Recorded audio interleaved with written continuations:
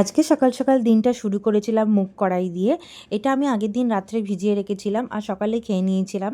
তো এটা খেতে খুব ভালো ছিল আর এটা রিচ ইন প্রোটিন, ওয়েট লসে অনেক হেল্প করে। বেলার দিকে আমি খেয়েছিলাম 1 গ্লাস ছাতুর জল।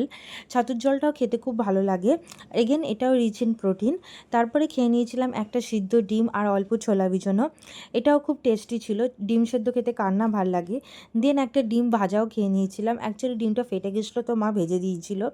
তারপরে খেয়ে নিয়েছিলাম একটা মুসুম্বি, লেবু, আপেল, আঙুর আর শসা। তো এই এক বাটি ফল খেয়ে তো আমার একদমই পেট ভরে গেছিলো, আমি আর লাঞ্চ করতেই পারছিলাম না। এটা খুবই ভালো, তোমরা তরমুজও খেতে পারো। তো ফল আমাদের দিনে রাখা খুব উচিত, এটা খুব ভালো আমাদের সোর্স হচ্ছে বডিতে। তারপরে আমি খেয়ে নিয়েছিলাম আলু, ফুলকপি, ভেটকি মাছের ঝোল, ভাত, মাছের তেল আর একটা বাটা মাছ। এটা ছিল আমার লাঞ্চে আজকে। আর দেন আমার ডায়েট সব ভেঙে যায়।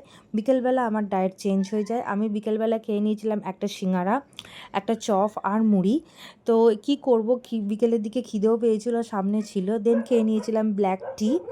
আর দিনটা শেষ করেছিলাম 1 গ্লাস গরম গরম দুধ দিয়ে।